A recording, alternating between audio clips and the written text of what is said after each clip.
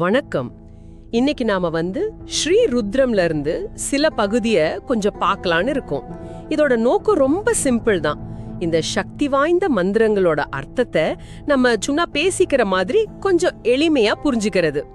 இதுல சிவனோட பல ரூபங்கள், அவர் எங்கெல்லாம் இருக்காரு, அவர்கிட்ட எப்படி வேண்டிக்கிறாங்கன்னு எல்லாம் வருது. வாங்க கொஞ்சம் உள்ள போய் பார்க்கலாம். முதல்ல அந்த 7வது அனுவாகம், அதுல ஒரு வரி வருது பாருங்க. நமோ துந்துப்யாயசா அஹனன்யாயச. இதுக்கு என்ன அர்த்தம்னா, முரசு இருக்குல்ல, அந்த முரசத்துலயும் அத அடிக்கிற அந்த குச்சிலையும் கூட அவர் இருக்காராம். ஆச்சரியமா இல்ல?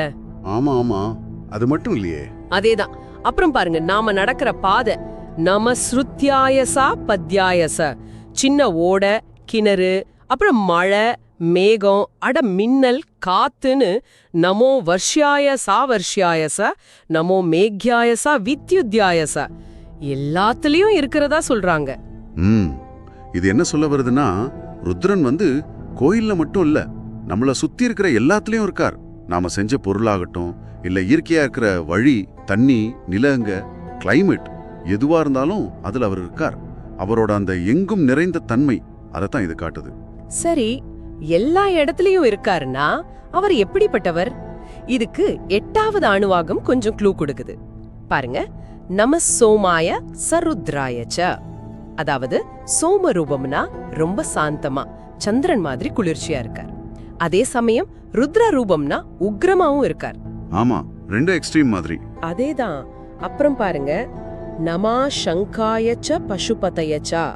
நன்மை செய்யறவர், எல்லா உயிர்களோட தலைவர், அதாவது பசுபதி. ஆனா அதே மூச்சுல நமா உக்ராயச்ச பீமாயச்ச, உக்கிரமானவர், பயங்கரமானவர்னு சொல்றாங்க.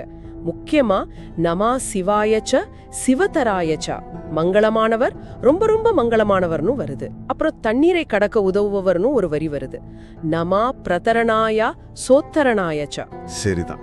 இது ருத்ரனோட அந்த ரெண்டு பக்கங்களையும் ரொம்ப அழகா காட்டுது. அவர் ரொம்ப சாந்தமானவர், அதாவது சோமர், சங்கரர். அதே நேரத்துல தேவைப்பட்டா உக்ரமாவும் இருப்பார், உக்ரர், பீமர். அவர் பசுபதி, எல்லா உயிர்களையும் காக்கிறவர். அப்புறம் சிவன், மங்களமே உருவானவர், அதுலயும் மிக உயர்ந்தவர். அந்த பிரதரணாயா உத்தரணாயா சொல்லிங்களே, அது வெறும் தண்ணிய கடக்கிறது மட்டும் இல்ல, நம்ம வாழ்க்கையில வர்ற கஷ்டமான சூழ்நிலைகள், அந்த பெரிய ஆற்றை கடக்க உதவுவர்னு அர்த்தம். ஓ, அப்படியா விஷயம்? சரி சரி. இப்போ 9வது அணுவாகம். மறுபடியும் அவர் எங்க இருக்காருன்னு ஒரு லிஸ்ட். ஆனா இந்த தடவை இன்னும் கொஞ்சம் எப்படி சொல்றது, வித்தியாசமா இருக்கு. தர்சனிலம் நம்ம இரண்யாயச பிரபத்யாயச, நம்ம சாதாரண பாதை. அப்புறம் வீடு, மாட்டு தொழுவம், நமோ கோஷ்டியாயச கிரகாயச. நம்ம தூங்குற படுக்க, நம்ம ஸ்தல்பியாயச கேஹியாயச. அப்புறம் ரொம்ப கஷ்டமான இடங்கள், போகவே முடியாத குகை மாதிரி இடங்கள்லயும் நம்ம காட்டியாயச கஹவரேஷ்டாயச. ஏன் தூசில, புல்லுல, காஞ்ச சருகுல கூட இருக்காராம். இது ஆச்சரியமா இருக்கு. ஆமா. கடைசியா அவரோட கணங்களுக்கு ஒரு வணக்கம் சொல்றாங்க. நமோவ கிரிகேபியோ தேவானாங்கம் ஹிருதயேபியோ. பாத்தீங்களா, மறுபடியும் அதே பாயிண்ட் தான். அவர் எங்கும் இருக்கார். ஒண்ணுமே இல்லாத தரிசு நிலத்திலிருந்து நம்ம வீட்டுக்குள்ள, நம்ம படுக்க வரைக்கும், ஏன் சாதாரணமா நம்ம மிதிக்கிற தூசில கூட அந்த தெய்வீகம் இருக்குன்னு சொல்றது நம்ம பார்வையே எவ்வளவு மாத்துது பாருங்க. நாம பெருசா நினைக்காத விஷயங்களையும் இது மதிக்க வைக்குது. அப்புறம் அந்த தேவ கணங்களுக்கு வணக்கம் சொல்றது, இந்த பிரபஞ்சத்தை ஏக்கிற எல்லா சக்திகளுக்கும் ஒரு மரியாதை கொடுக்கற மாதிரி. சரி, இப்போ 10வது அணுவாகும். இதுல நேரடிய பிரார்த்தனைகள் தான். கொஞ்சம் மனசு உருகிற மாதிரி இருக்கு. இப்படி கேக்குறாங்க. திராபே அந்த சபதே தரித்ர நீலலோகிதா. பாவிகளை திருத்துபவரே, அன்னத்தோட அதிபதியே, வறுமையை நீக்குபவரே, நீலமும் சிவப்பும் கலந்தவரே அப்படின்னு கூப்பிடுறாங்க. அப்புறம் ஒரு முக்கியமான வேண்டுகோள். ஏஷாம் புருஷானாமேஷாம் பசூனாமா பர்மா ரோமோ ஏஷாம் கிஞ்சநாம மத். தயவு செஞ்சு இந்த மக்களையும் பசுக்களையும் பயமுறுத்தாதீங்க. யாருக்கும் நோய் வேண்டாம், யாரும் அழிய வேண்டான்னு ரொம்ப பணிவா கேக்குறாங்க.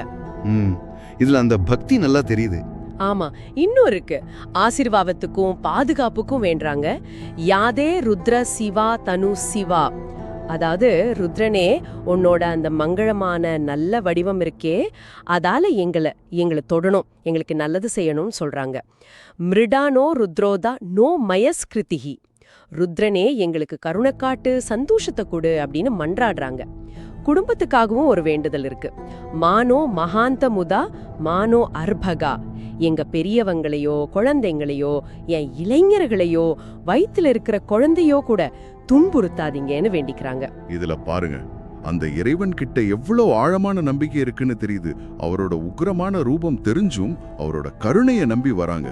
பாதுகாப்பு, ஆரோக்கியம், சந்தோஷம், ரொம்ப பேசிக்கான விஷயங்கள் தான் கேக்குறாங்க. தன்னையும் தன் குடும்பத்தையும் கால்நடைகளையும் வீரர்களையும் யாரையும் துன்புறுத்தாதீங்க, உங்க கோபமான ஆயுதங்களை எங்க பக்கம் திருப்பாதீங்கன்னு கிட்டத்தட்ட ஒரு உரிமையோட கேக்குற மாதிரி இருக்கு. கரெக்ட். இப்போ கடைசிக்கு வரும் 11வது அனுவாகம். இதுல ருத்ரனோட எண்ணிக்கை இன்னும் பல மடங்கு ஆகுது. சஹஸ்ராணி சஹஸ்ரஷோ ஏ ருத்ரா அதிபூம்யாம், 1000 ருத்ரர்கள் பூமியில இருக்காங்களாம் அப்படின்னு ஆரம்பிச்சு வானம், பூமி, காற்று, மழை, உணவுன்னு எல்லாத்துலயும் இருக்கிற எண்ணிரடங்காத ருத்ரர்களுக்கும் வணக்கம் சொல்றாங்க. கடைசி வணக்கம் இப்படி இருக்கு: நமோ ருத்ரேபியோ ஏ பிருத்திவ்யாம், பூமி, வானம், ஆகாயம் எல்லாத்துலயும் இருக்கிற ருத்ரர்களுக்கு நமஸ்காரம். இது அந்த எல்லையற்ற தன்மையை காட்டுது. ஆமா. அப்புறம் அந்த ரொம்ப ரொம்ப பிரபலமான மகா மிருத்யுஞ்சய மந்திரம் வருது. த்ரியம்பகம் யஞ்சாமஹே சுகந்திம் புஷ்டிவர்தனம் உர்வாருகமிவ பந்தனாத் மிருத்யோர் முக்ஷீய மாமிருதாத். இதோட அர்த்த சுருக்கமா 3 கண்களுடைய, நறுமணம் வீசுற, நமக்கு ஊட்டம் அளிக்கிற அவரை வழிபடுறோம். அந்த வெள்ளரிப்பழம் காம்பிலிருந்து எப்படி சுலபமா விடுபடுதோ அதே மாதிரி எங்களை மரணத்திலிருந்தும் கஷ்டத்திலிருந்தும் விடுவிக்கணும், ஆனா அமரத்துவத்திலிருந்து பிரிக்காதீங்கன்னு கேக்குற மாதிரி கடைசியா ருத்ரன் நெருப்பு, நீர், மூலிகை எல்லா உயிர்கள்ல இருக்காருன்னு சொல்லிட்டு சாந்தி மந்திரத்தோட முடிக்கிறாங்க. ஆஹா, இந்த கடைசி பகுதி ருத்ரனோட அந்த எல்லையற்ற வடிவங்களையும் அவர் எப்படி எல்லா உலகங்களையும் நிறைஞ்சிருக்காருன்னு காட்டுது. அந்த ஒவ்வொரு வடிவத்துக்கும் நமஸ்காரம் பண்ணிட்டு கடைசியா மரண பயத்தை போக்கி நல்ல வாழ்க்கையை தரக்கூடிய அந்த சக்தி வாய்ந்த மிருத்யுஞ்சய மந்திரத்தை சொல்றாங்க. ஆரம்பத்திலிருந்து நம்ம பேசிட்டு வர்ற மாதிரி அவர் எங்கும் நிறைந்தவருங்கிறத இது ரொம்ப அழுத்தமா சொல்லுது. ஆக மொத்தம் இந்த ருத்ரம் பகுதிகள் நமக்கு என்ன காட்டுதுன்னா, சிவன்கிற அந்த மகா சக்தி அவர் பயமுறுத்தமும் செய்வாரு, அதே சமயம் கருணையும் காட்டுவார். அவர் எல்லா இடத்துலயும் இருக்கார். அவரை பிரார்த்தனை மூலமா அணுகி அவரோட அந்த நல்ல மங்களகரமான அருளை நம்ம வேண்டிக்கலாம். இதுல நீங்க யோசிக்க வேண்டிய ஒரு விஷயம் இருக்கு. ஒரு சாதாரண முரசின் ஓசையிலிருந்து வீசுற காத்து வரைக்கும், ஒரு பயங்கரமான தோற்றத்திலிருந்து ரொம்ப மென்மையான அருள் வரைக்கும், எல்லாத்துலயும் அந்த ஒரு தெய்வீக அம்சத்தை நீங்க பார்க்க ஆரம்பிச்சா உங்களுடைய அன்றாட வாழ்க்கையை பற்றிய உங்க பார்வை அது எப்படி மாறக்கூடுன்னு கொஞ்சம் யோசிச்சு பாருங்க. சரி, இந்த அலசல்ல எங்களோட சேர்ந்ததுக்கு ரொம்ப நன்றி. ஓம் சாந்தி சாந்தி சாந்தி.